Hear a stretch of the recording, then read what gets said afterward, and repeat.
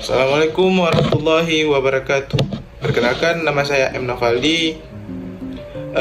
Pada kesempatan kali ini saya akan memaparkan materi berjudul Perkembangan Hukum Dagang dulu, saat ini, dan masa depan.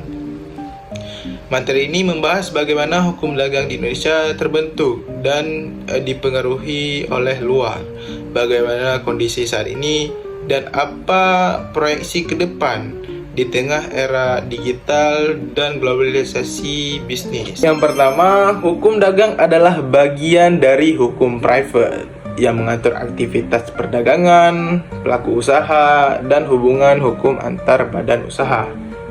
Awalnya, pelaku usaha disebut sebagai co-plainant atau pedagang. Kemudian berkembang menjadi istilah Betricht atau perusahaan. Kini hukum dagang meluas, tidak hanya soal perdagangan fisik, tetapi juga mencakup jasa, teknologi, permodalan, dan investasi. Yang kedua, asal-usul hukum dagang. Sejarah hukum dagang di Indonesia sangat dipengaruhi oleh warisan kolonial. Awalnya, hukum Prancis atau Kode de Commerce dan Kode Sivil dibentuk berdasarkan hukum Romawi kuno. Saat Prancis menjajah Belanda, hukum ini diadopsi oleh Belanda menjadi Burgerlijk Wetboek atau disingkat menjadi BW atau KUH Perdata, dan Wetboek van Koophandel atau WVK atau KUH Dagang sejak 1 Mei 1848. Kedua hukum ini diberlakukan di Hindia Belanda atau sekarang dikenal menjadi Indonesia. Setelah kemerdekaan, hukum ini tetap digunakan berdasarkan aturan peralihan Undang-Undang Dasar 1945. Yang ketiga, hukum dagang dahulu. Hukum dagang pada zaman dahulu tumbuh sejak abad pertengahan di Eropa, terutama di kota-kota pelabuhan seperti Barcelona dan Venesia. Menggunakan sistem hukum Romawi, namun dianggap sudah tidak relevan dengan kebutuhan perdagangan modern saat itu. Lalu Raja Louis menerbitkan Ordonnance du Commerce tahun 1673 dan Ordonnance de la Marine 1681. Napoleon kemudian mengkodifikasikannya menjadi Kode de Commerce 1807. Setelah itu, saat Prancis menjajah Belanda, hukum ini diberlakukan di sana. Kemudian Belanda mengadopsi dan mengembangkan WVK pada tahun 1838. Lalu diterapkan di Hindia Belanda atau di Indonesia tahun 1848. Yang keempat, hukum dagang dahulu.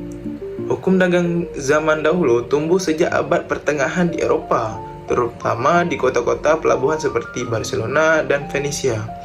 Menggunakan sistem hukum Romawi atau Corpus Juris Civilis, namun tidak dianggap sudah tidak relevan dengan kebutuhan perdagangan modern saat itu.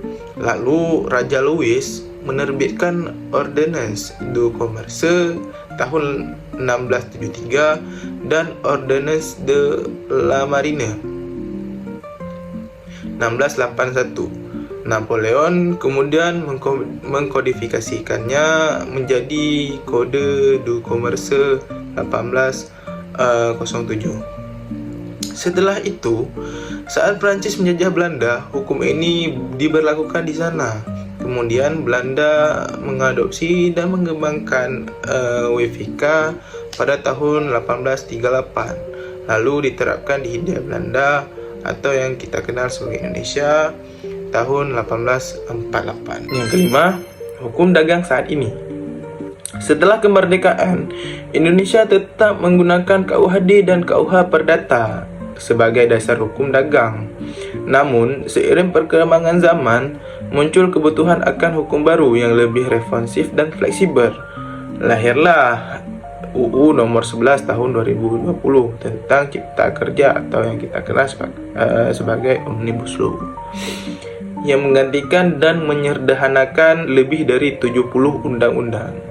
Pemerintah juga memperkenalkan OSS atau Online Single Submission sebagai sistem perizinan berbasis resiko. Mekanisme lama seperti SIUP, TDP, SITU sudah tidak berlaku. Kini diperkenalkan konsep PT perorangan yang memudahkan UMKM dan individu membuka usaha berbadan hukum secara sederhana. Yang keenam, reformasi regulasi. Reformasi regulasi bertujuan menciptakan iklim usaha yang kondusif dan komprehensif. Sayangnya, Indonesia masih tertinggal dalam hal ease of doing business atau disingkat menjadi EODB. Yang pertama, tahun 2015, peringkat Indonesia berada pada urutan 114. Yang kedua, tahun 2019 peringkat kita itu berada di 73. Yang ketiga, Singapura peringkat 2, Malaysia 15 dan Thailand 27. Yang keempat, problem utama kita itu birokrasi perizinan yang rumit dan korupsi yang merajalela. Yang kelima, oleh karena itu Omnibus Law dan OSS menjadi solusi agar proses perusahaan lebih mudah dan cepat. Yang ketujuh, hukum dagang masa depan. Hukum dagang masa depan dapat akan sangat dipengaruhi oleh teknologi, digitalisasi dan model bisnis baru seperti startup dan platform digital. Startup seperti Gojek, Tokopedia, dan Shopee adalah contoh entitas yang membutuhkan regulasi yang fleksibel, termasuk bentuk hukum PT perorangan. Perorangan memberikan kemudahan bagi individu untuk menjalankan bisnis sah secara hukum tanpa perlu mitra. Hal ini mendukung UMKM, ekonomi digital, dan bonus demografi 2045. UU Cipta Kerja secara khusus memfasilitasi pendirian perusahaan oleh perorangan sebagai respon terhadap tantangan ekonomi digital.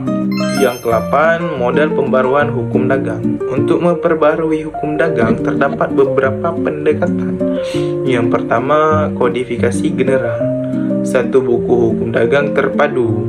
Yang kedua, kodifikasi parsial, yaitu mengatur sektor per sektor, misal pasar modal, perbankan, dan asuransi.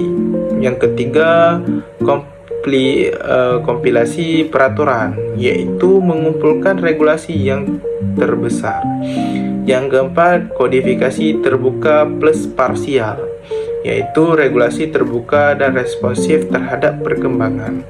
Yang kelima, yaitu setiap model bisa pilih sesuai konteks dan kebutuhan Indonesia agar hukum dagang lebih efektif dan adaptif. Sekian sedikit penjelasan dari saya terhadap konsep perkembangan hukum dagang dulu, saat ini, dan masa depan. Bila ada kata yang salah, saya mohon maaf.